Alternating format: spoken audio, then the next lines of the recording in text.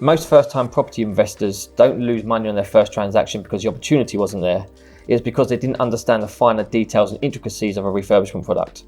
Today we're going to talk about the refurbishment product with one of our origination directors, Mia House. In this video, we're going to walk through what a good first refurb project looks like. That's how to plan it properly, how to finance it, and actually make it profitable. Let me start with what a good refurbishment scheme looks like. It is a light refurbishment scheme rather than a ground-up development, and also understanding the three pillars of making sure the project delivers well. It's the day one entry value or the purchase price. It's the refurbishment costs which determine the gross development value at the end. The difference between your day one and your gross development value is the margin, which ultimately determines the margin of your scheme. It's really important you get entry price right because that's what determines the start of the project.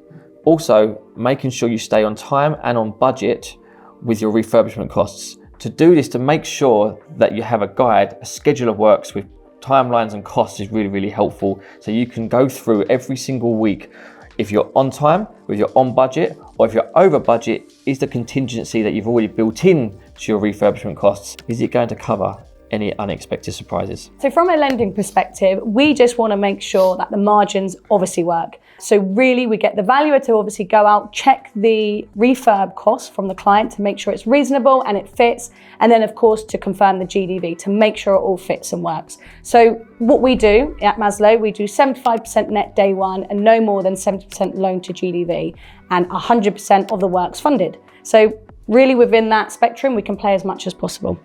What really surprises people is how the drawdowns of the works happen.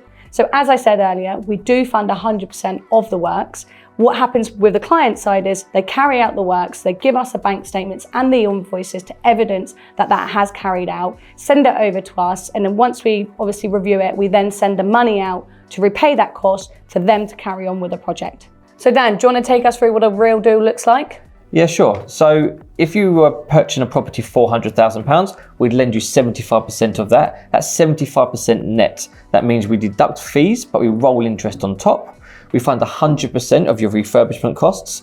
We fund that in arrears. You spend your first £25,000 and then we reimburse you to continue with the works.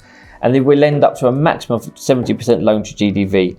If the GDV was £650,000, you'd typically be between 60% and 65% loan to GDV, and you just need to make sure that the profit on the scheme was either a minimum of 10% or the rental deal was strong enough you were going to hold it. The most common mistakes we see within projects is cost overruns, delay within the project, and also lack of preparation. From the lender side, when a project starts to slip, the most important part is making sure the borrower has a plan for it. What's the exit? So once the project is done, it then comes down to what you're going to do with it. From a lender's point of view, the exit is so important, especially in bridging. Are you going to retain the property and refinance it, or are you going to sell it?